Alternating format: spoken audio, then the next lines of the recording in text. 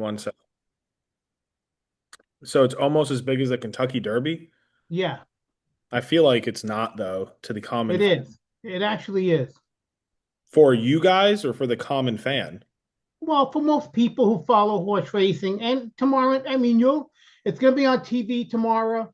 Tomorrow's Friday. Are you sure? Saturday, there'll be 50 million people watching that race. Really? Oh, yeah. I'm ignorant. Travers Saratoga viewership. So, Mike, has it started? Yeah, Mom, it doesn't matter though. Just come on out. Well, it's about Leo. I know. Go ahead. Okay, so it says, I don't know what he ate because I don't have clothespins. So it says It's a if you're little looking, tiny metal thing this big, and it There's looked nothing like you can do about it. He'll crap it out. that's what I think. I well, called I called emergency services and they said he should be fine. Just look out for symptoms. it says it could be dangerous. This is what you should do. Causing choking or internal blockages, tear or puncture the stomach or intestines, be toxic depending on the type of metal. Vomiting or gagging, loss of appetite, lethargia, drooling, excessively, abdominal pain. Okay, Linda, usually they just crap it out. Like the kids swallow the penny, and Nick swallowed a quarter. I'm only reading what I read. You know, Hey guys, welcome back. Episode 18 of The Giant and the Jet. Bobby Barr will be joining us momentarily, but I thought we'd get the Big E back on to talk some horse racing, and then he's going to talk to us about the New York Yankees. So, Emilio, take it away. well, good evening. This is Emilio Leone, and we're talking about the Travers Stakes that's going to happen on Saturday, which is typically the fourth leg of the 3-year-old season for horse racing. So, Wait, really it's, fast. Saturday's also, maybe I should save this for Bobby, but it's your birthday yeah, and Bobby's birthday. and Bobby's birthday. But sorry, go ahead. We can say that. Anyway, wait. Like I was saying, unfortunately, we don't have Dusty French here and Nick Leone to help us out. But unfortunately, it's not going to be a big race like the Kentucky Derby and the Preakness and the Belmont Stakes. But the Travelers, actually, the first time they ran it was 1864. And it's usually the fourth leg of the Triple Crown. So the Triple Crown, the 3-year-old season for horse racing starts now this year. 2-year-olds, and usually, no, not usually. All the races start in Saratoga for the 2-year-olds. So this is the final race that the horses that have been running since last summer is the championship race, and Sovereignty will be running tomorrow, and Really? Secretariat's been in this race, American Pharaoh, Justified, and going forward. So if And you it's win the the big triple crown, you still running this thing? 100% because it cements you as a champion 3-year-old. Did So you could Secretary win the Kentucky Derby like journalism won, because no sovereignty won, and then he skipped the Preakness and journalism won, and then they had the Belmont Stakes, which sovereignty won. So now they have the Travelers. So this year, for the first time since 1994, most of the best 3-year-olds have skipped this race, and there's only 5 horses running this year, which is really not good. It's kind of embarrassing for Saratoga, right? Because Saratoga is considered the premier racetrack in America this in the summer. Bar none. Better than Gulfstream, even Kentucky. Besides the Kentucky Derby, Churchill's not known for anything. Saratoga is where horse racing has the Hall of Fame. This is where they have the 2-year-old sales every year. So the fact that they're only having 5 horses run in this race on Saturday is not a good look for horse racing. But a lot of horses they don't want to challenge Sovereignty. He is a great horse. He's probably one of the best horses we've seen in the last 20, 30 years since So American it's Pharoah and Justified. him being in it is why we're not getting more horses. Yes, because they don't. Why can't they just throw some three horses that'd be lucky to be Well, there? they threw four in, Oh. so there's five. There's five horses. No, I'm talking about some terrible horses. Just hey, go ahead. They can't do that. It's a grade one race. You have to qualify to run in this race. Only a certain amount of horses can run in a grade one race, right? If you and I were like regular guys, we couldn't run in an Olympic race. So this is one of the top races in American history since 1864. So most of the good horses like Baser, Journalism, they kind of skipping this race. I think they put the flag up and they know they can't beat this guy. Right? So looking at the race, there is a horse in the race called Magnitude. Now Magnitude was on the Kentucky Derby Trail, but he got hurt early on in the season. So they're just bringing him on. In the last three races, he's kind of been unbelievable. He's wired the field. His last Beyer was 108. So a Beyer number, like we always talk about, is how fast you go. So 108 is pretty off the charts. And he's bred to go the distance because he's from Bernini and AP Indy. So we might see a race where Magnitude, who likes to take the lead, can actually beat Sovereignty because he likes to come from behind. But it's not a good betting race, Mike. It's not something like, well, I'm going to go to a Traveler and I'm going to get a call from my Uncle Anthony. Go, let's bet the Traveler. No, you're not going to bet the Traveler. There's five horses. Yeah. But the card on that day, you have about there's 1, 7, 9, 10, 11, 12. There's five races that are grade one races, which is the top of the line in horse racing, right? Yeah. You have the Lake Placid, you have Personal Instant, which is another race. Most of these races are named off great horses. Okay. Personal Instant was a great filly horse. Then you get the Alan Jerkins, which is a famous trainer, and they have a race named after him.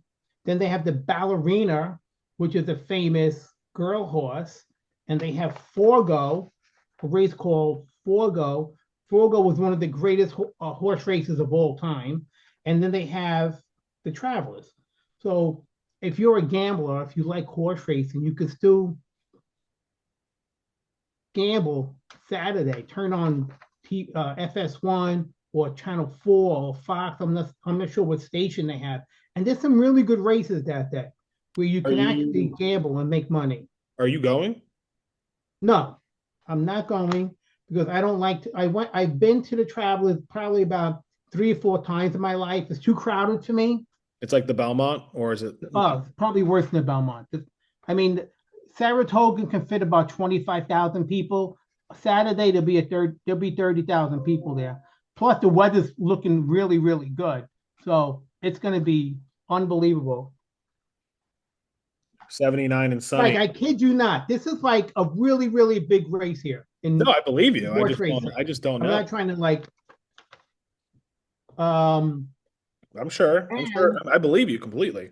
Unfortunately, like, again, since 1994, it's the first time since 1994 there's only 5 horses in the race.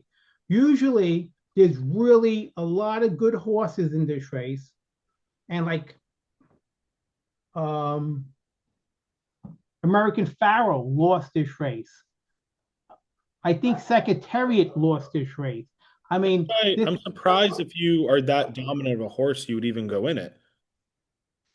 Why risk your status? Why risk getting hurt? Why do any of this? Well, because it's this big of a race, obviously. Most of these horses don't go win it. I think they put up the white flag and they don't think they can beat Sovereignty. So they're gonna wait. You know what they're gonna do?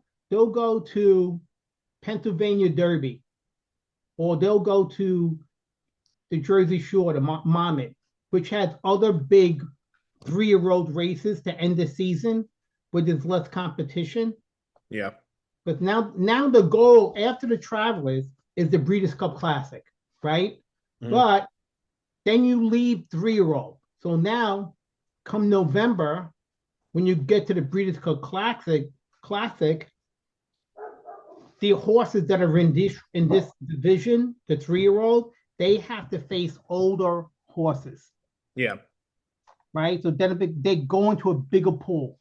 The pool gets deeper. So anyway, this is a $5 million race. So I'm surprised that a lot of horses haven't challenged him, to be honest with you. Something funny, Rico barking is making Leo stand up and start growling. No. He's out by the door, which is really funny. Um, 2 questions.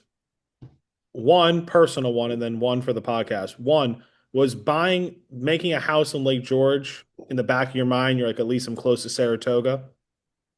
No. No, I think you're lying. No, not at all. It might have been a perk. Like, oh, well, and also, like a cherry on top, and be like, well, I'm gonna get this house. I love the lake. I love the area. Family's there, and also, I can go to the racetracks. Well, I didn't think of it that way. It just my in-laws retired. No, I know up I know the here, story. I know the story. and Must have been. I got a call that the land next door was for sale, and I bought it. Saratoga never really came into the equation. Okay. We got, let's say, 4 or 5 minutes till Bobby Barr gets back. So well, first of all, so you're saying the winner of this race will be the favorite, right? Well, there's only 5 horses, right? So only sovereignty or magnitude. That's it. Okay. So give me one other race that you really enjoy. I haven't looked at the card, Mike. I will give you some. I'll give you this. I pretty much watch every race. Yeah. As I'm working. The jockeys are a big part of Saratoga. Mm-hmm. It's been a jockey meet, meaning that the jockeys have controlled the races. Now, the Ortiz brothers are the best jockeys in the world, right? So there's Ortiz Jr., he's won 49 races, and his brothers won 45. The next jockey, this guy named Pratt, has won 30. And then the next level is 23. So they are on course to break the all-time record of jockeys winning in Saratoga. It's like if you were a betting person and you were looking at that betting a race, you would start with the Ortiz brothers. Okay, I bet Ortiz on top and then take 2 other horses.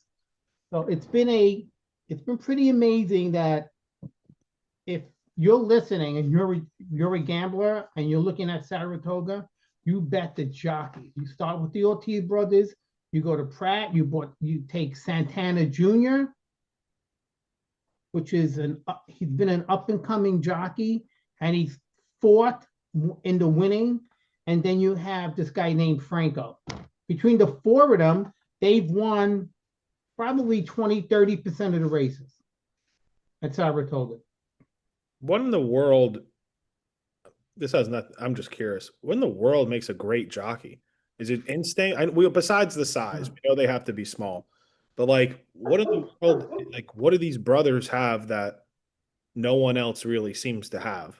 Like instinct, when to go, when to hold, where they grew up with horses. Like the Mannings, you can say, well, the Mannings are easy. Genetically, they're gifted, and then they grew up around quarterbacks.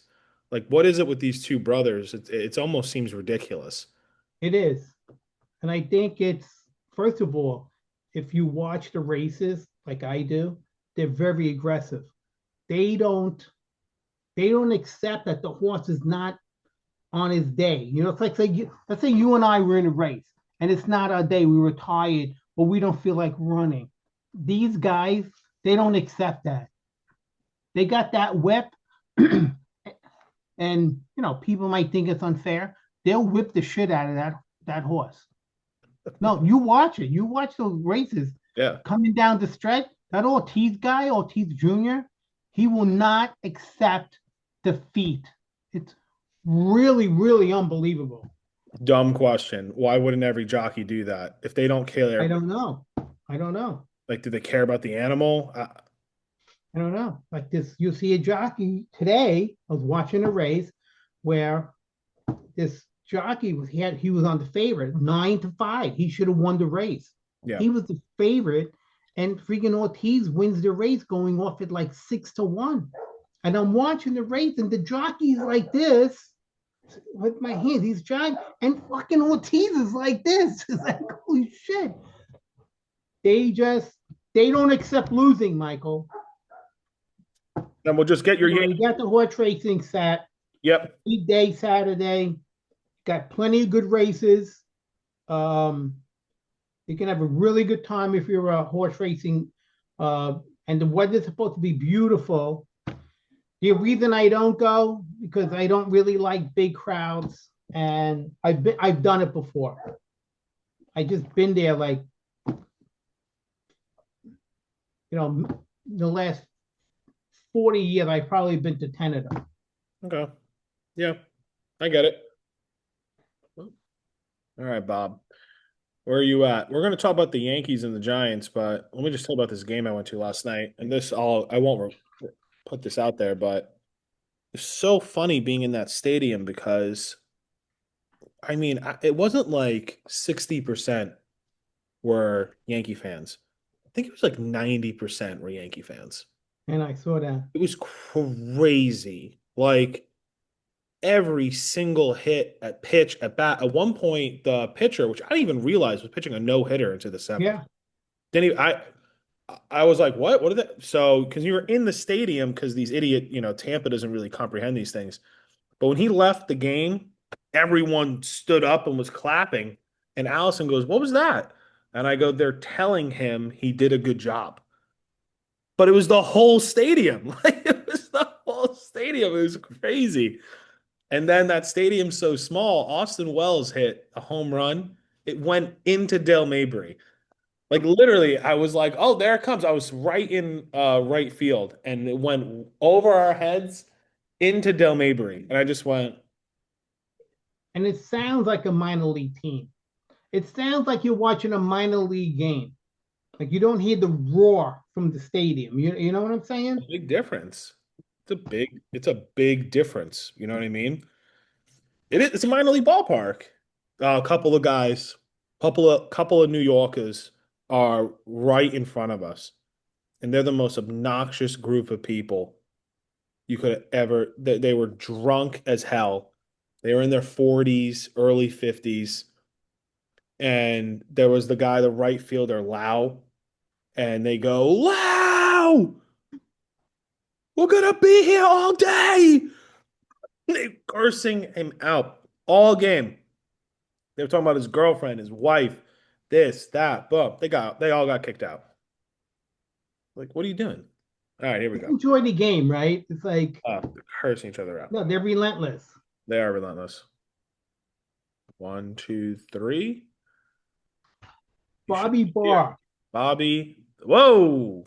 What's up, Big E? All right, Bobby Barr. Before Hello. we talk about the Yankees, can I ask you a question? What's up? And I haven't seen it. I haven't watched it on the Hard Knocks. What the hell happened? I know there was no starters were playing, but how did the Bills, a Super Bowl contender, get wiped out 38-0 in a preseason game? That's a good question. Their defense might be a little suspect this year, which I wasn't expecting. I think they need some safety help. They're still running out DeMar Hamlin. They didn't score any points. What are you talking about? A safety.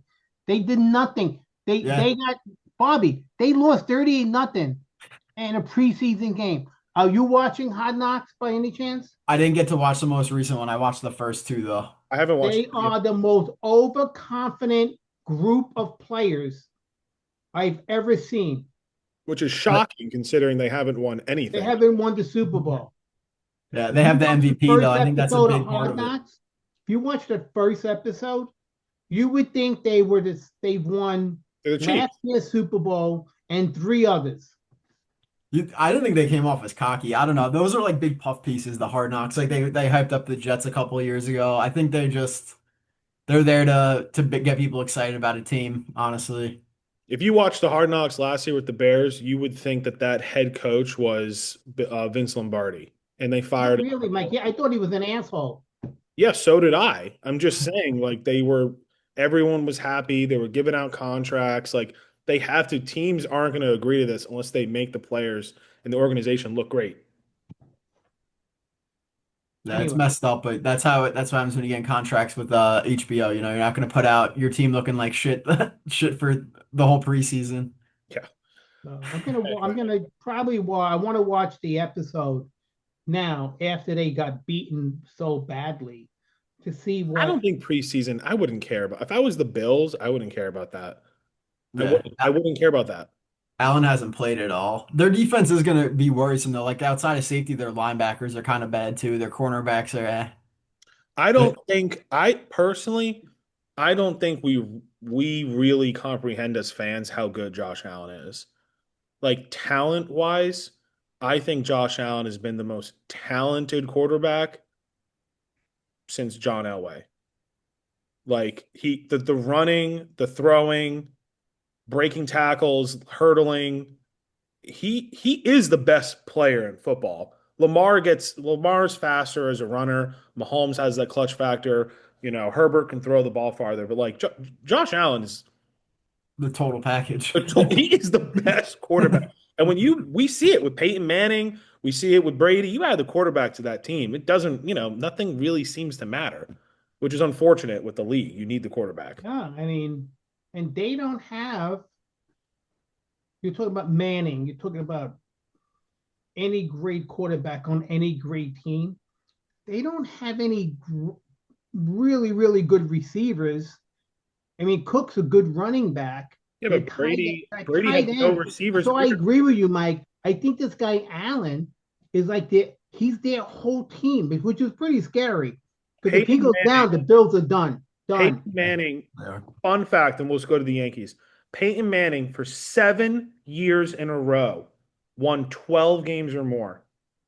Just comprehend that, because as a Giants fan, I don't even think we've ever won 12 games. Like I think we did once in 2008. I think we literally won 12 games. So for 7 straight years, the Colts won 12 games or more. And the year he got hurt, they went 1-15. That's Curtis my Painter. point. That's my point right there. Yeah. There'll be scary times if they lose Josh Allen. Like they can't afford to. They have no receivers. They would then None. running game, and their defense would be exposed. It's just, but this guy, he is Peyton Manning level. And their division, by the It's way, so weak. I think not. I don't want to like get into it, but I think the Bills missed their shot because they for the last 3 years, the Jets and New England and Miami sucked because Miami got hurt, the Jets were bad, and New England was rebuilding. Those three teams, they could be a lot better this year. I think Buffalo's in trouble. Well, Trouble. that's a whole chapter right there of our YouTube page. Anyway, we'll transition to what we're actually going to talk about. Then I know it's Thursday night, so the Big E might leave, but you're invited to stay on the whole podcast. I don't care personally. I'll say You do have the Giants at 8, right? Giants at 8. Yankees Red Sox right now. I have that on in front of me. Yeah. Are Um, they on? Start gonna play the whole game or like the first half or something. I think Dart should play at least a half, I but should put the game on. okay, wait. But before we get it, like, I just want to say one thing because we're gonna air this and then a week will go by. Very, very happy birthday to the Jet, Bobby Being Ball, Bob. and Emilio. Same day, August 23rd, which is this Coming up. Saturday. Bobby will be 30, really fast. Any thoughts on entering the 30 club? My back's starting to hurt a little bit. No, I don't know. It's weird. I don't have a lot going on. We're going to Cooperstown, like a 3.5 hour drive from us. just gonna go to the Baseball Hall of Fame, enjoy the day. Nothing big planned. So, Okay. um, yeah, it's weird though. It's a milestone. I think it's a milestone age. You go out of that, not immature, but like you go out of like that growing part of your life, and now it's like, all right, now it's real. Time to build a career. Time to buy a house, get married. For me, I think it makes math a lot simpler, which is scarier. Like we entered college 12 years ago. I was in high school, like 13 years ago. So like Sorry. math just becomes easier. So, Emilio, do you remember when you turned 30? What were you doing? Um, well, when I was 30, I got married. Yeah. Um, it was a pretty big milestone for me. Like you always put goals together, and I told Eric, I go, oh, when you hit 30, hit the top of the mountain, and then you go down, which is not true, by the way. So you got plenty of time to do the right thing. And but 30 years old, you have to realize you're not a kid anymore. You really have to. Well, if you're gonna start making something, if you want things to happen in your life, kids, family, marriage, you gotta. It's between now and 35. It's got to happen, right? Because in the 20s, you got to get through the 20s. And I didn't have my first kid till I was 34. So, but the 30s, when you hit 30 years old, you got to become a man. You really do. You hear that, Bob? Yep. Right? No more lilies, no more coming up 4 o'clock in the morning, no more being stupid, no more acting like an asshole. That's got to change. There has to be some type of realization that I'm not young anymore and I can't be an asshole.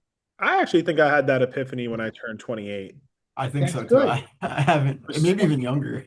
Bob Well, might have I'm been saying, but yeah, but Bob might have been the second he it's moved out. reinforced when you're 30. But yeah, for 20, I'm 28 years old. I remember being like, I remember, well, I actually remember what I said. I can't do this anymore, and I need to adjust. Love the insight though. Dad, what we're going to talk about is Yankees, Mets, other storylines around the Major League Baseball, Jets, Giants, other anything we want to talk about NFL.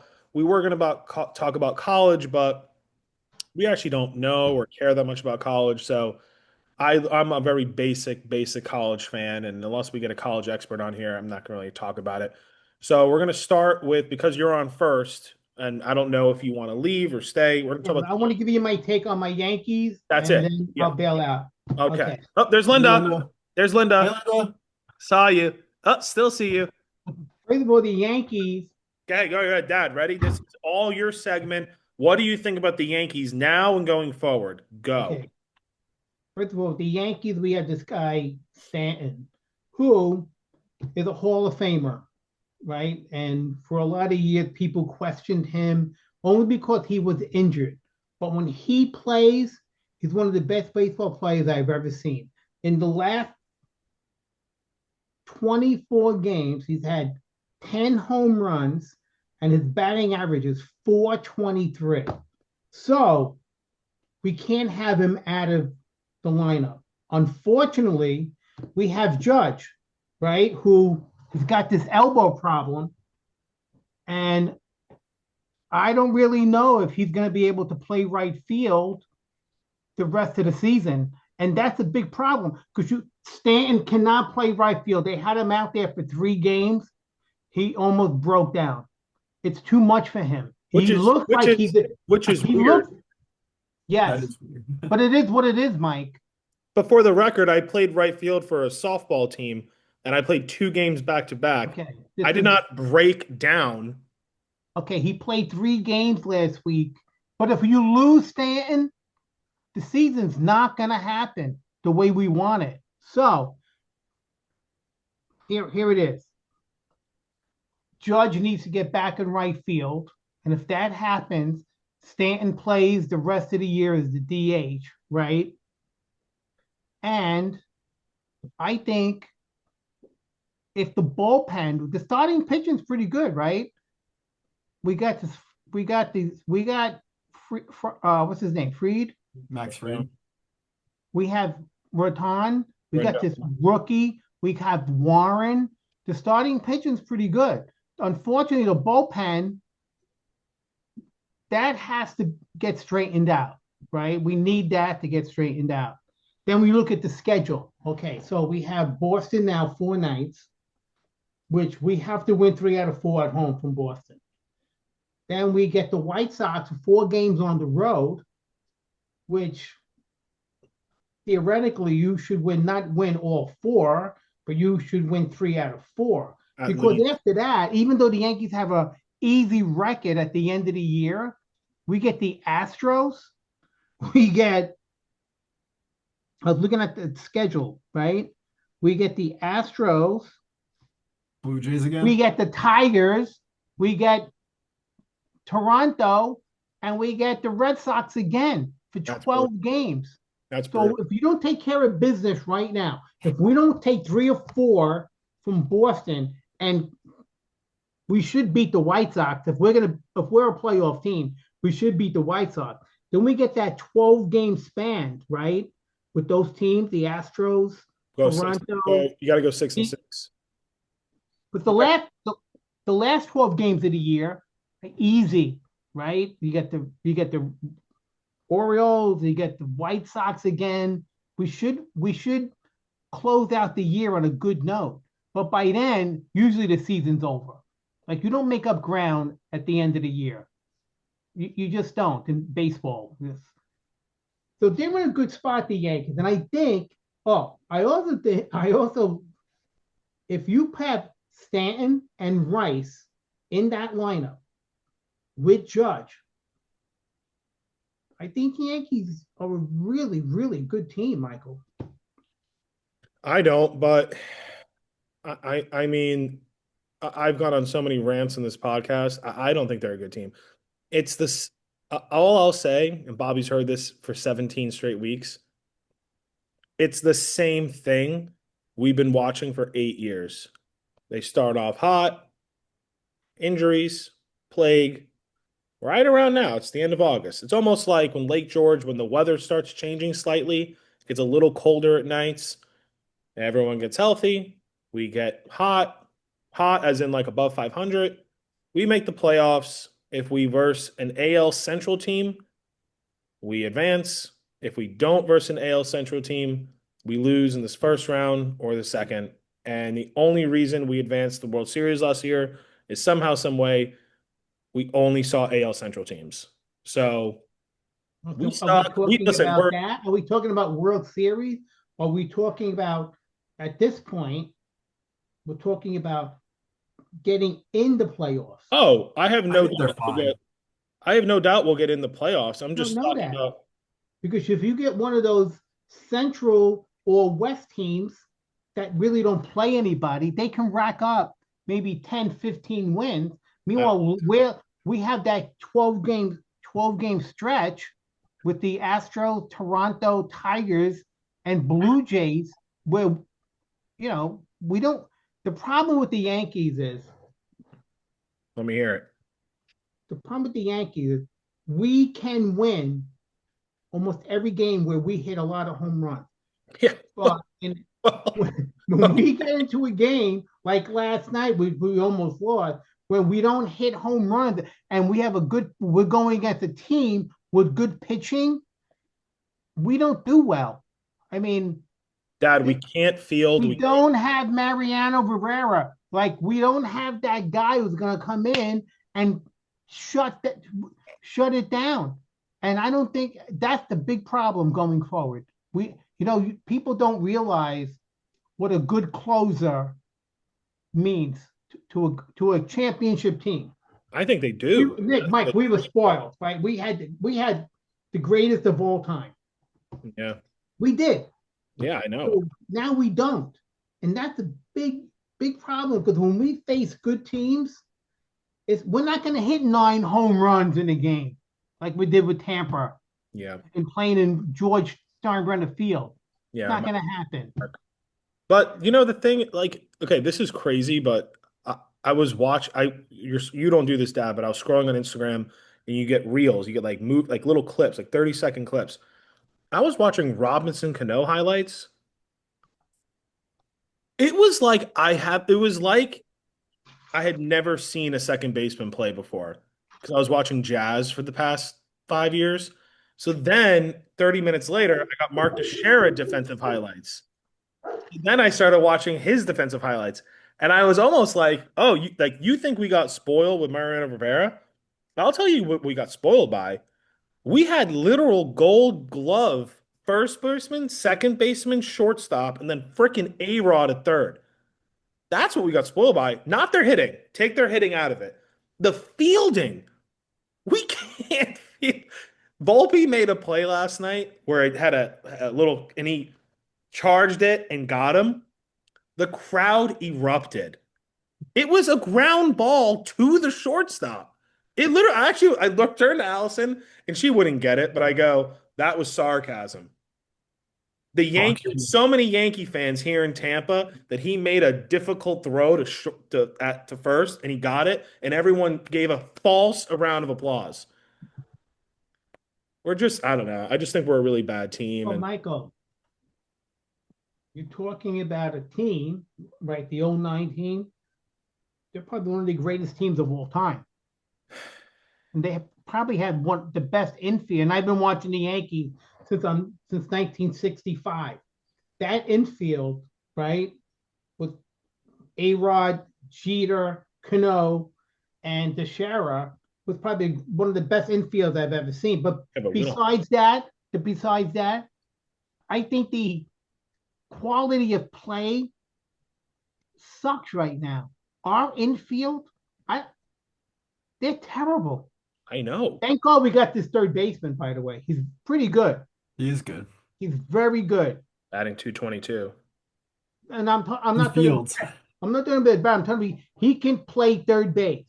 The problem is the quality overall in baseball, which they make 10 times more than which they made 10 years, 20 years ago. Yeah. But they're not really good. No, I think the pitching's just gotten so much better over the past like 10 to 15 years. That could be they all throw 95 plus. They all have wicked breaking balls, wicked changeups, all that stuff. And sliders. Yeah. There was a guy who just threw 105 like a week ago. 105. I remember when I was a kid, like only one or two pitchers in baseball hit 95. And that was like, I don't think it's the volume too much, Mike. You see that the rookie on the Yankees, like me, you watch on TV, his ball goes like, yes, the pitching has become so much better that unfortunately, people like us who look at teams from years ago have to realize that the pitching is so much better right now. Yeah. In 1968, the pitching was better and they lowered the mound. They might have to move it back a couple feet or something, see what happens. Seems like they will need to make a change because people want to watch baseball to see hits. They don't want to watch the game to see 15 strikouts by each team. I don't know about you guys, but I cannot watch a baseball game. No, last night, the only reason I was watching it because Mike was at the game, but it was torture. Every pitch felt like 5 minutes. I was there. Throw the ball. I was there. It was home run or out, like nothing. But I don't want to talk about how much I hate baseball. When you're at the game, it's better. I think when you're at a game, you enjoy it more. But when you're watching it on TV, it's like, holy! I can watch so many other things. I'm like, yeah, I still enjoy watching the Yankees. But if you tried to force me to watch another two teams that are not the Yankees, I literally wouldn't be able to watch them. It's hard. It's hard to do. Yeah. The truth is, I don't think I've ever watched a game if the Yankees weren't in it, besides the World Series game, in my life. Yeah. So if the Yankees were not playing, I probably would not watch baseball. All right. Kind of sad. Yeah. Do you want to stay on for Bobby's Mets take, or do you want to head out? No, I want to finish my cigar outside. All right. Hey, Bobby, I'll talk to you on Saturday. Happy Yep. birthday, man. Happy birthday. A Enjoy. great day. All right. Yep. How Best day you in the doing in world, right? Buffalo? Everything good? Yeah, I've been doing good, man. Yeah. You I'm still gonna with the start. when you gonna get married? You gonna invite me to Linda and I to the wedding? Yeah, of course. Of course. All right. I gotta start training for ping pong soon too. Oh, you might Get be back out of to that. No, no, let's relax on We that. have to, Mike, you should start another division, an upper division. We could do a soccer system like the Premier League where you have to win at this league, Yes, at yes, this that's league. my whole point. That'd be great. Premier League versus a, lower Kings league. League. Yeah, that'd be funny. I never even thought of that. That'd be great. All right, Dad, thank you as always. I'll see you later. All right. have a nice night, Biggie. Talk. So Yeah, I know. Um, yeah, I did let's, want to. I did want to ask you before we get to the Mets about. Did you see the thing with Judge and Boone? yeah, I did. What the hell is Judge just finally like over? Like I'm gonna be politically correct to the media, and I'm just gonna kind of say what's actually going on now. Like I feel like it's rare for him, especially to throw Boone under the bus. I think Boone, well, my theory goes so deep. I'll simplify it. I think li- Boone's not the manager of this baseball team. And I'm not kidding. And he just listens to analytics. He listens to Brian Cashman's people. He's listening to his trainer. Like, instead of just going up to Aaron Judge and saying, how do you feel?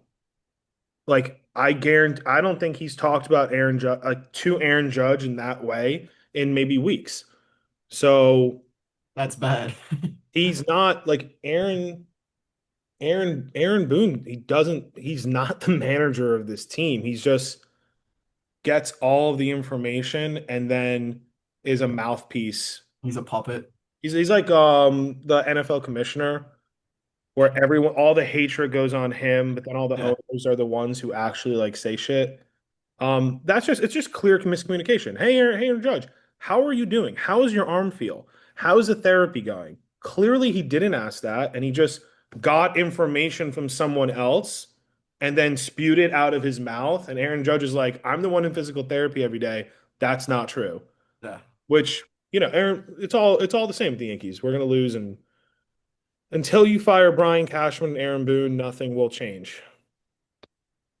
So, but thankfully, Emilio did his little thing, and I don't have to. So, He seemed pretty positive about it, honestly, which I wasn't expecting. But they've been on a good streak lately. What are they like?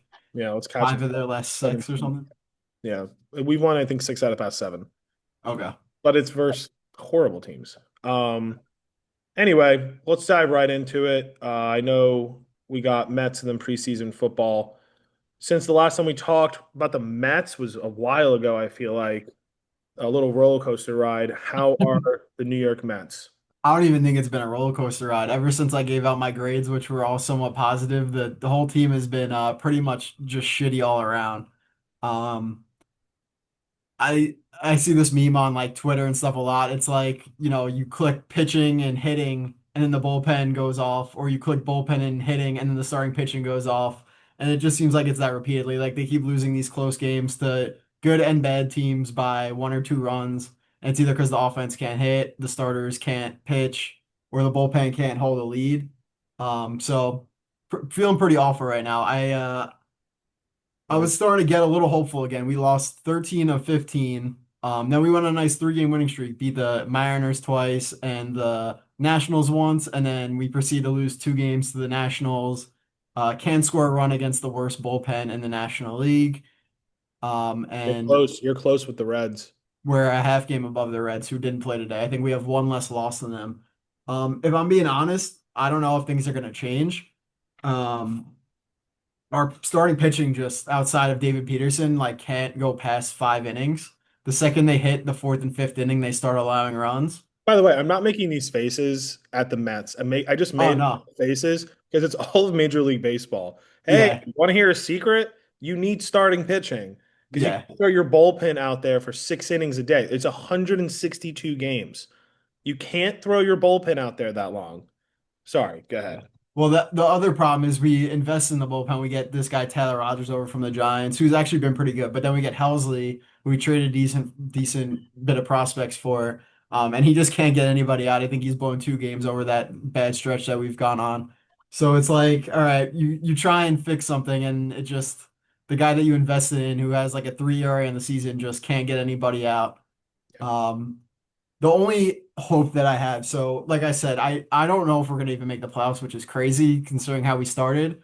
But our hope, I think, is in these 2 young guys we have. So we just had Nolan McLean, I'm sorry, it's spelled McLean, make his first start on Saturday, goes 5 1/3 shutout innings. He looked great.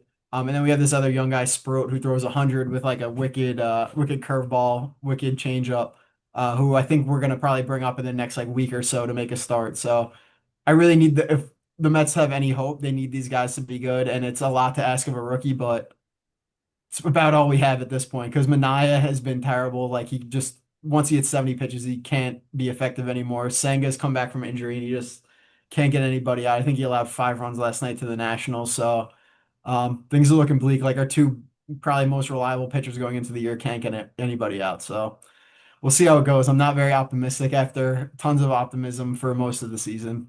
I feel like, dude, like what happens if this team with what the second highest payroll in baseball? Dodgers, Mets, I believe. What happens to this team if they don't make the playoffs? Like, do heads roll? Like, what is the accountability to a team like this? Because wait, foul ball. Sorry. What is the accountability to a team with the? Because it's not like football. Well, injuries happen. This happened. Everyone's on the same playing field. Like or basketball even. Your star athlete gets hurt. Like everyone's healthy. This is the team that we thought you would see, and it's not going to make the playoffs. Like, does Yeah. someone get fired? Does the GM get fired? Does scouting get fired? Like, what just happened? We just signed this guy. Yeah, I don't know. I mean, I think the GM sticks around. Like he's only been here for. I think the GM and the coach both stick around because they both only been here for 2 years. Last year, I would say was successful. I know we lost in the NLCS, but um, fun season, make the playoffs, you go on a run. This year, I think is if they don't make the playoffs, I mean, I think the hitting coaches both go. We have 2 hitting coaches and the pitching coach, who I actually really like. I think he's a good coach, but I think they have to just get rid of them and hopefully you find someone who can replace them and is effective. I don't really like our hitting approach. It seems like we want to go to the opposite field way too often when we have a bunch of power hitters. Um, every guy's trying to hit the ball deep and just drive it to the opposite field when you just want to get out in front of it and mash a ball to their pole side, hit it hard. So I think they need to change the approach if they do fire their hitting coaches, which I'm honestly counting on at this point for them to be fired by the end of the season. So I was watching like this clip of like all these all-time great hitters, like Tony Gwynn, Alex Rodriguez, Albert Pujols, all these great hitters, and their whole message was stay on top of the ball. Like yeah, really stay almost like hit down, like on top of the ball. And then this in the same clip, they showed Josh Donaldson on MLB Network say it's all about the launch angle. You want to get right under that ball. And it's yeah. like, what the hell? Remember I think it was last year, a couple years ago, Volpe's swing was broken and our hitting coach didn't see it. And then someone, like his friend, saw it and corrected it. And then his Someone dad on Twitter. yeah, he put it up, pointed that on Twitter and it fixed it. So it's pretty crazy that these people have jobs, to be perfectly honest. Uh, Yeah. it's, I don't know. Listen, the Yankees aren't exactly out of the woods yet. We made the World Series last year. If you don't make the playoffs, there just has to be a standard. There has to be a standard with no injuries. That's the thing. Aaron Judge gets hurt, Cole gets hurt, all this stuff. Cole's down. We get that. Everyone's healthy. Yeah. Everyone's fine. We just, like my God. So Yeah. I would say like the manager and GM both go for the Mets, but like I think they get a mulligan second season. You give them one more chance. If they miss the playoffs next year, then you probably got to get rid of them. Even though I think our GM is like probably one of the best in baseball. He like turned the whole Brewers organization around. We have a bunch of young prospects that all seem like they're doing well in the minors. So yeah, I don't know. It's a tough spot. It's weird. I know it's like Steve Cohen will be completely embarrassed though, and probably go out and spend another 100 million if we lose again, if we miss the playoffs. So what does he even do though? Like go get just Kyle Tucker? Like yeah, honestly, probably that'd be crazy if he just was yeah. fuck it. Put I'm just gonna put go get. Soto at first or Soto at DH. He can't play the outfield. That honestly, I He's think he's like the first percentile in baseball. He's like one of the worst defenders in all baseball. So well, I knew that. yeah. He really can't run the bases. He really can't He feel. has 20 stolen bases this year, actually. Then I'm an Just idiot. crazy. Never mind. I don't. I He's didn't know. not fast, but he just like is good at timing it. I don't really know. God But bless. yeah, he can't field for shit. So I think he's gonna be a DH or first baseman by like probably next season. Okay, that's good. Yeah. Any other storylines in the MLB you want to talk about? I was like NL focused when I was thinking about this. I don't really care about the American League. I honestly think it's kind of locked up. I know like the Guardians and the Royals are close. I really don't think either one's good enough to catch like the Mariners, Red Sox, or Yankees. So I think it's kind of locked down. Um, I guess I mean, the wild card race is good with the Mets and Reds, even though it really shouldn't be because the Mets are choking. But I do want to point out the Brewers. The Brewers, I was looking into it. So they were 3 games below 500 on May 24th. Since then, they've won 55 out of 80 games, which is like crazy pace. You're 55 and 25 in Yep. like 2.5 months of baseball, and it's like all like weird play. Like they play so weird. They don't hit home runs. Their pitching's average, but they just like put the ball in play. They're fast. They play good defense and they have a good Oh, bullpen. whoa, what? I know Oh it's man, crazy formula to win baseball games. Hit yeah, put the it's like ball the in play, Royal. put the ball in play and play defense. Yeah, I've never heard of that one. yeah. It's like the Royals though. That's what I was thinking of. Like when the Mets beat the Royals beat the Mets in 2015. Like they just put the ball in play. They're aggressive base running, have a good bullpen, and I guess it's how you win. Like I don't know why more teams don't try and do it, but Bob, I think that's what I've been saying this podcast for like 3 months. Like, yeah, of the, course, yeah, of I don't know. course. They'll probably still be the Brewers that when losing the playoffs to the Padres if the Probably will. Dodgers They are. probably will. But I don't know. Good for them. Good for them. Can I name a player in their team? Can you? Bryce Terang, Is that Bryce Terang, Sal Frelick, okay? Yeah, Andrew Vaughn, I Wilson Contreras. We have him on our fantasy team. The catcher, Wilson Contreras. oh yeah, he's a stud. I like him. Okay, Yeah, yeah. Fancy team in first place, by the way. Um, yeah, my not looking good right now. storylines, we're not doing good this week, but I don't care because we're not adding pitchers and we're not making our lineup changes. Yeah. Um, any other storylines for me? I would just say there's two. I would just say it's very basic storylines. I don't think Otani can do both. I think when he was younger, he could. But if I were the Dodgers, if you're concerned about how much money he's making, he makes it up with the Japanese market. So their TV deal is blowing every single other, even the Yankees TV deal out the water because half of the world is watching the Dodgers because of mostly him. So if I were the Dodgers, I would not make him pitch anymore. I get it. That's what you paid him for. That's what he wants to do. He just simply can't do both. If you look at his hitting's still great, but I mean, I think it's like a 30-point swing in his average, his on base percentage, his stolen bases. He just simply has to save his body to pitch. Then he's pitching, and then he has to recuperate. So And then he gets hurt when he pitches too. I think he's already gone out of like 2 or 3 starts, or he'll get hit around and like he'll get hit around. It's just yeah, it's almost worth it just to have him hit and he run had and 50 home runs and 50 stolen bases with a 300 average.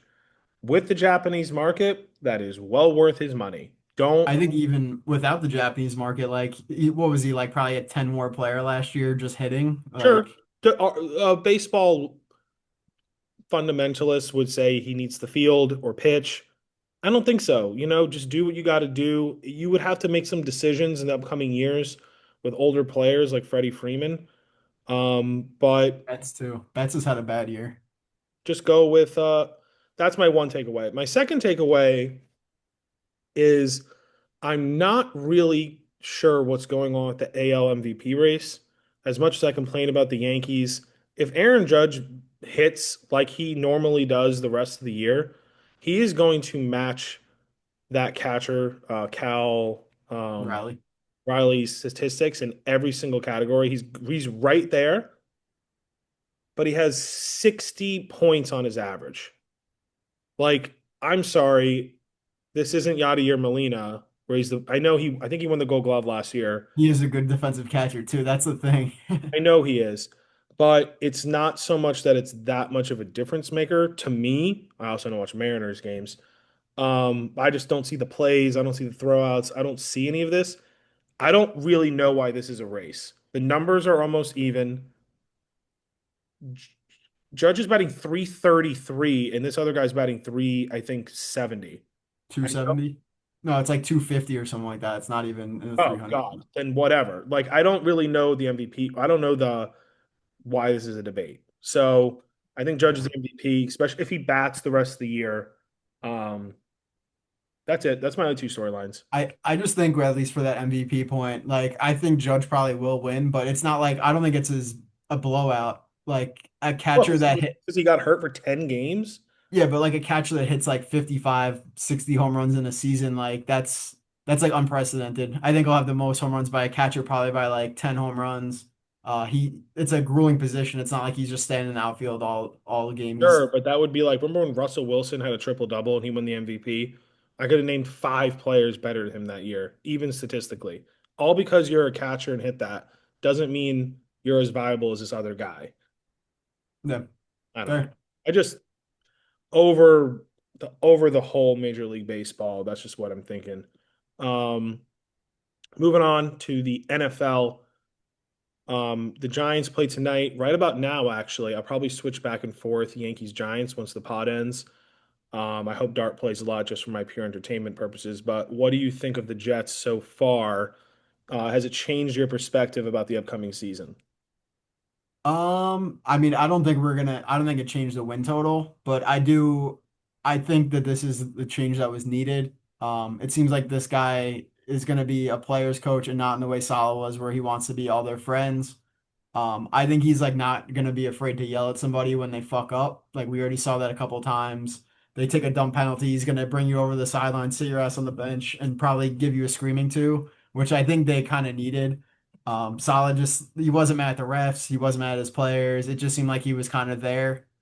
So I think that this is gonna be at least that aspect of the football for the Jets is gonna be better. Um, I also saw this week they did a players only practice where Justin Fields called the offense, Jamie and Sherwood called the defense, and just Aaron Glenn was there. And I think that's super cool. I saw the Lions have done that in years past, so just built some team camaraderie. He has them practicing outside in the rain. I think like usually they'll just sit inside and do like the indoor facility work normally for something like that. So that was cool to see. Um, Watching the Giants Jets game, I know the Jets got smacked in the second half, 7-6 at halftime. So it was close with the starters in. I think we're gonna run the shit out of the ball this year, and I think that's gonna be fun. Lions East like 60% of the time running the ball. We have three-headed monster in the backfield, and then Justin Fields is basically a running back who can somewhat throw the ball. So that'll be nice to watch. And then I do actually want to just make a note. Like I was kind of iffy on our GM hire, like that guy Moogie from the Muji, I don't know how to pronounce it, from the Broncos. It seemed like he just was kind of like got some okay players, but it was nice he made two trades yesterday for Jawan Briggs and Harrison Phillips, two defensive tackles. So it's nice to see like they're trying to address positions of need like before it's week 7 and we're 3-4 and we want to get defensive tackles. It's nice he realizes, hey, we need defensive tackles now before we allow 200 rushing yards a game. So You almost think, why I wouldn't like the that. Mets, you talking about the Mets and their prospects? Hey, we're 2-13. Why don't we just bring them up right now? Yeah. Like, or are they in Yeah. a discount? Like, sorry, I don't want to go back to the Mets. No, I Just mean, have, that's like fair. the Yankees have like all these prospects. It's like, well, who cares? Just bring them up.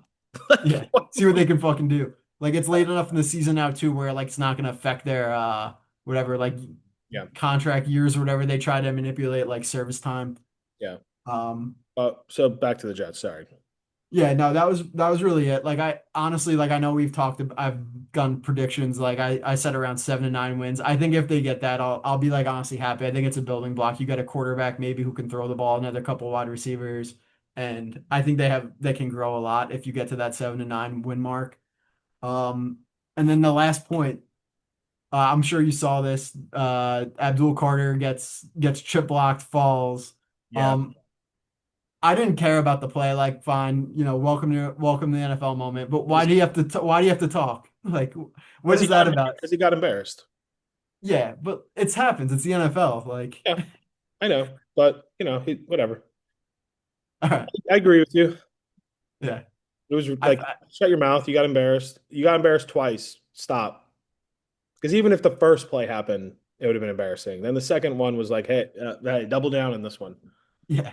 But I think the more like I think the plays just like happen. They're plays. It's NFL. You get chip blocked. Sometimes you'll fall. I think the embarrassing part was him talking. Like you just let it go. Like you don't have to respond to this clip. Just let it be. But sometimes you forget how young they are.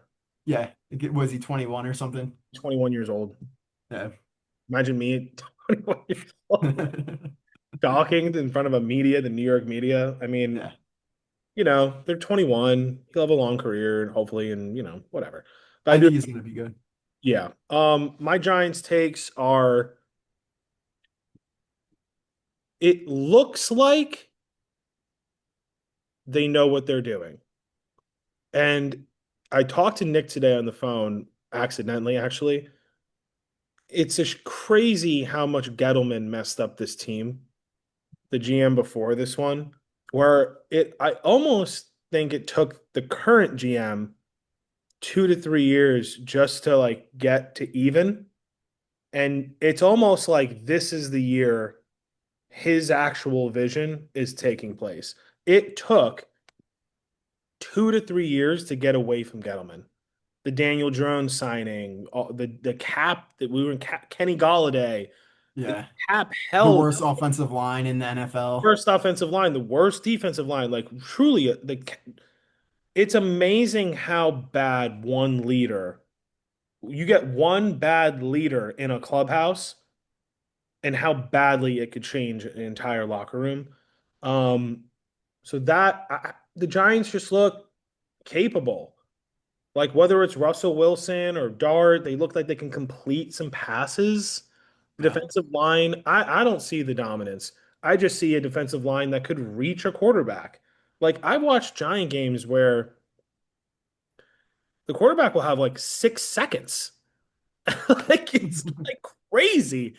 Um, it looks like they just know what they're doing. It looks like finally, after 3 years, we've gotten away from the last group and we know what we're doing. And if I we talked about it last podcast, build from within, then the outside.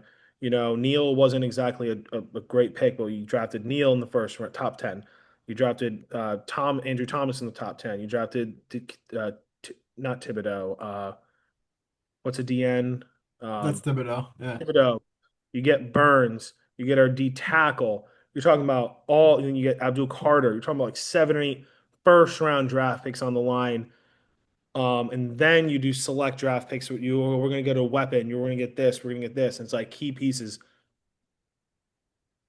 I don't think we're going to win more than 5 or 6 games because of our schedule, Yeah, I which is agree. crazy. I think we'll look competent. And I think we'll hold our own.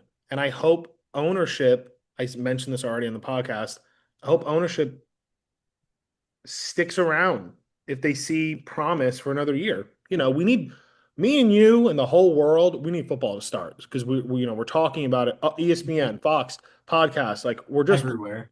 everywhere. We're literally, I said this to Allison yesterday as a joke. I go, hey, Allison, can you feel it?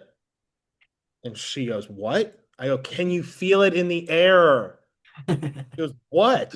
And It's I go, coming. football's coming. Because I only listen to podcasts and ESPN and talking to you and talking in the group chat and doing mock drafts. Like, just let's do it. Like, come on, Yeah. let's go. Let's get it here already. So we can see this shit.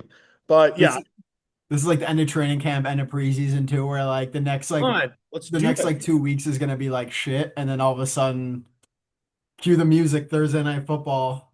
I can't fucking wait. I am looking forward to college because it's gonna be something. Like I'm excited for Texas, Ohio State, and LSU and Alabama and all that stuff. It just gives me something to watch. For It's that meaning it's meaningful football. I think that's the main thing. There's a big game on, not big game, but there's a ranked game on Kansas State. Kansas State, Iowa State's 22 versus 17 on Saturday. I mean, it's not Yeah, they'll anything give us crazy, something. but No, they're going to give us yeah, something. yeah.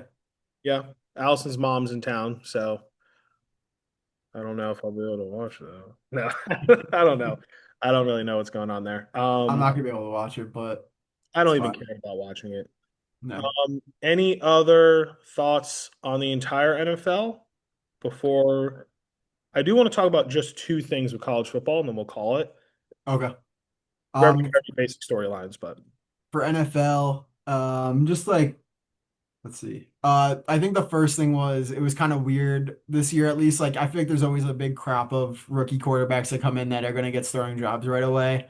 It's really only Cam Ward, so I think that's kind of interesting. Dart's gonna be a project. I mean, not a project, but he'll yeah, ride the bench for probably at least six to 8 weeks. I hope Uh, so. that guy Shaw or whatever his name is in the Saints maybe will start, but they're gonna probably be the worst team in the NFL. Um, who even else? Shador seems like he's hurt. They're gonna start Flacco. Um, just weird. I feel like there's always like, two or three new starters. We only got one this year. Well, we Um, only had, I think, two first-round draft pick quarterbacks, and yeah, Dart was a reach. Like Dart should have been in the second round, but we just didn't want to take the risk. yeah, So, you get uh, the option too if you want the fifth year option. So so it's weird, but I don't think it's not crazy compared to the draft we just saw. yeah. And then on the other hand, there's like a million running back rookies. Um, and no one knows who's going to be good out of them. Like I think Genty will be good. Hampton will probably be good. But then you have like this guy, Bill Krosky Merritt on the Redskins, who everyone is all of a sudden talking about. He had a big game. Yeah, and then like you got R.J. Harvey. There's one Caleb Johnson. Like there's a bunch of guys, and no one knows how the fuck it's going to turn out. It's The only just things weird. I would say about NFL in total is uh, I don't know if it was because of Dan Campbell. I don't know if it was because of injuries. I'm not sure. Uh, Training camp and preseason are back. They're playing. They're playing hard. You mentioned it in your Jets talk. Hey, we're live. Like, we're going after it. We're hitting each other. We're practicing to see who's good. Yeah, And we are hitting each other because this is the NFL. And if you can't handle that, get the hell out of here. Now, if you're yeah. Josh Allen or you're an old time vet, you probably have a little more leeway. But pretty much everyone else, they're not just playing, they're playing like two, 3 quarters of preseason. Joe Burrow was like a quarter and a half getting chased around for his life. Go down, Joe. It's August. And then the other thing I was going to say was just that right there. I think we're entering. So when we grew up, we kind of grew up as little kids. We didn't really like, we grew up watching Tom Brady, Peyton Manning, Drew Brees, Ben Big Roethlisberger, Ben. all these people, but we didn't really comprehend their beginnings. Like in 2002, we were 7 years old. We only watched them as full-grown men, like 2007 on, like blah blah blah, Yeah. 3 or 4 Super Bowls in. I think we are entering an era of quarterback right now with Mahomes, Burrow, Allen, Lamar, where they are going to have a lot more say in the locker room in the front office. And like Joe Burrow, I remember last year going up to his coach and being like, "We're not playing well," and his coach was like, we are." He's like, "No, we're effing not playing well, and don't tell me we are." And when he's a rookie, he can't say that. So I just think the mentality of quarterback is finally rising. Not the skills. They've always been there. The mentality of quarterback where like you're just as crazy as Tom Brady. You're just as disciplined as Peyton Manning. We're getting it now. We're getting Yeah. it now. Like Finally. finally, Burrow, Mahomes, Lamar, they're becoming psychopaths. We're almost waiting for that with the NBA too, right? We're like not getting it out of the NBA. We're not getting the psychopathic behavior that we want, like Kevin Garnett and Kobe. We're getting it, I think, out of these quarterbacks. Like Mahomes, I think Mahomes just turned a switch to become a full-blown psychopath. And I love it. I'm like, yes, finally.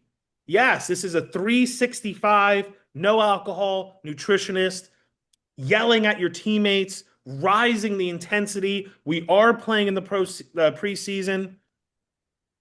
I just that's the end of my little rant. But I think that Good. these quarterbacks are finally be like, no, I'm 30 and I want to win a goddamn Super Bowl. It's crazy, like Hard Knocks. You said you haven't watched it yet. Josh Allen's going on his eighth season already.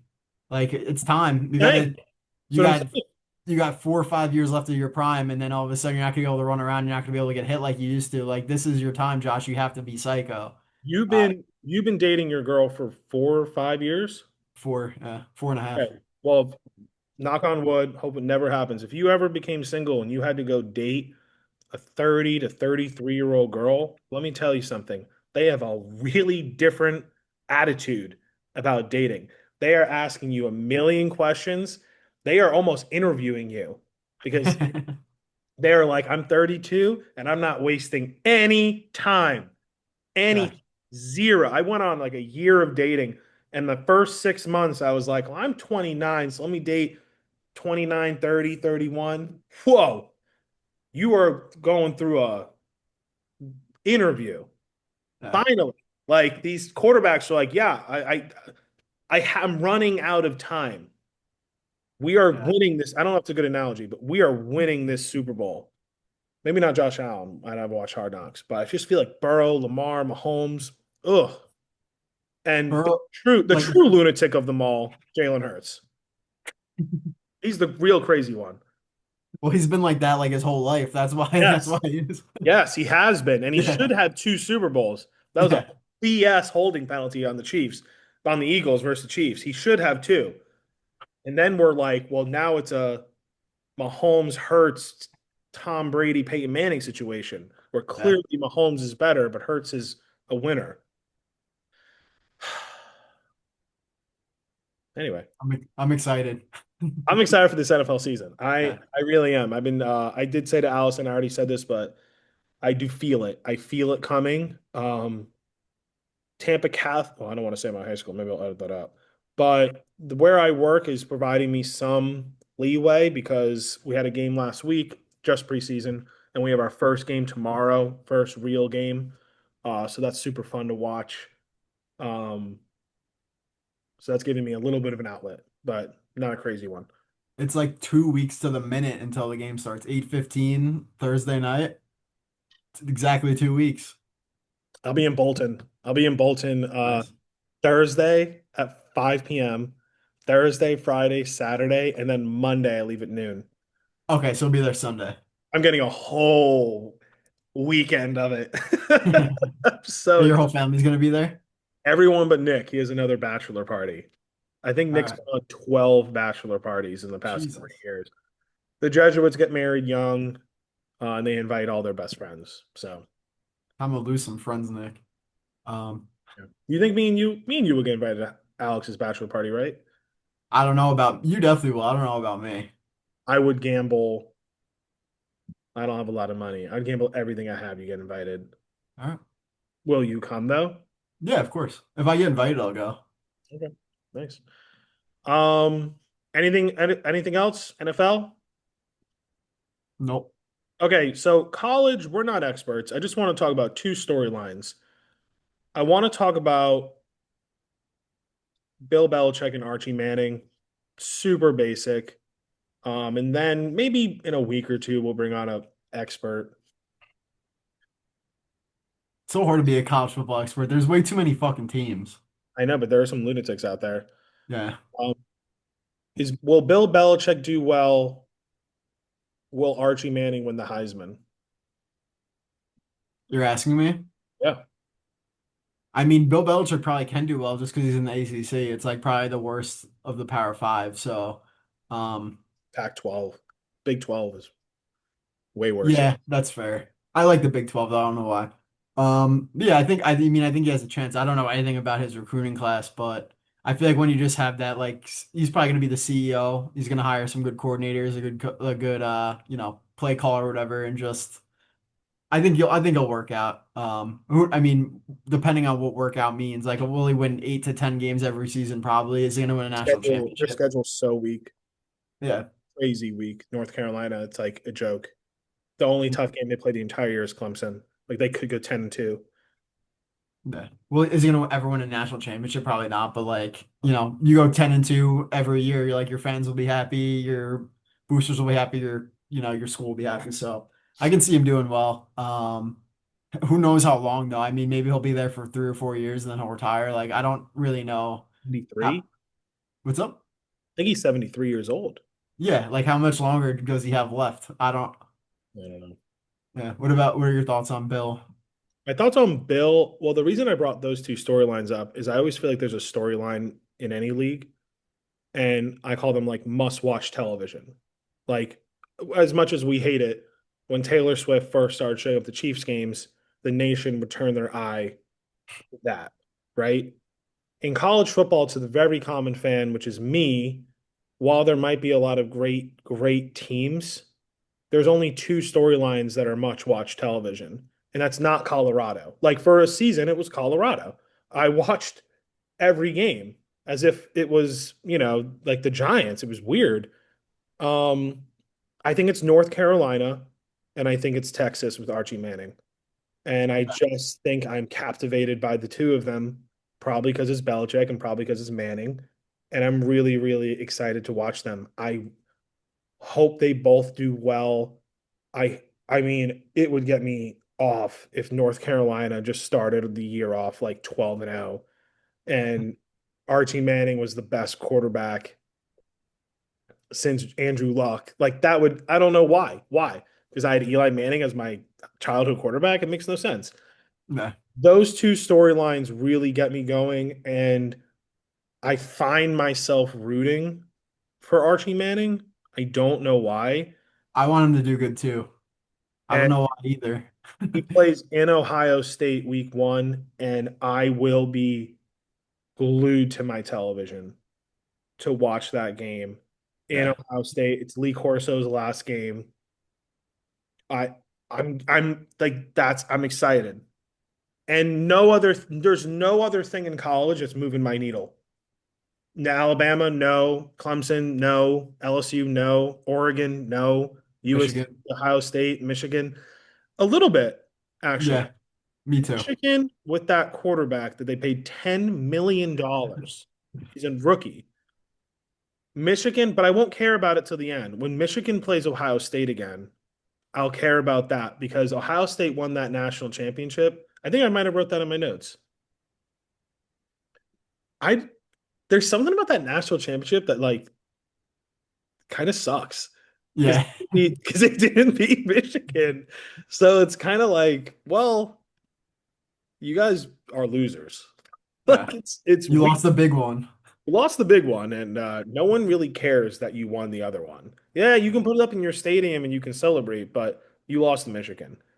So like that's a game though. That's not a whole season story arc. That's Dave Portnoy in your head telling you that. Dave Portnoy would be telling me that the entire Michigan season was important. So Yeah.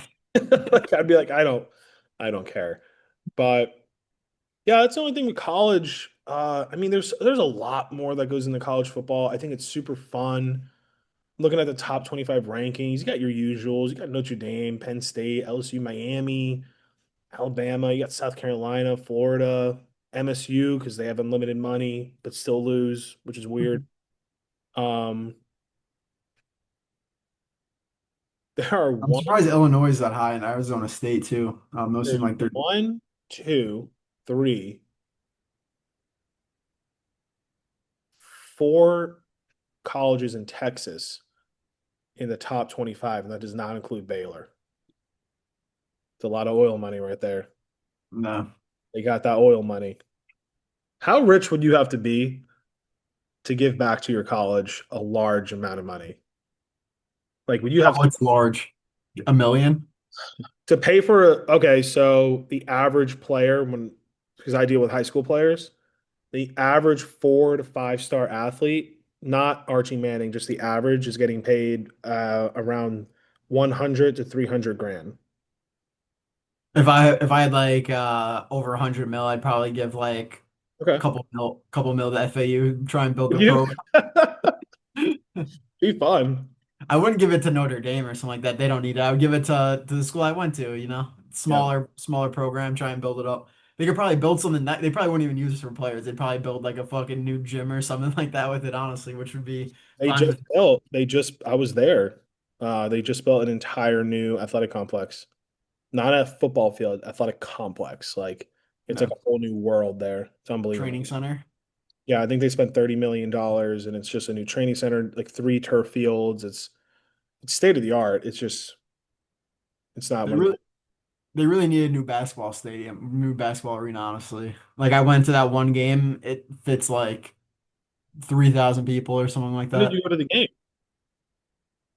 What was it, 2 years ago? Yeah. When they lost in the first round to Northwestern, like right before that.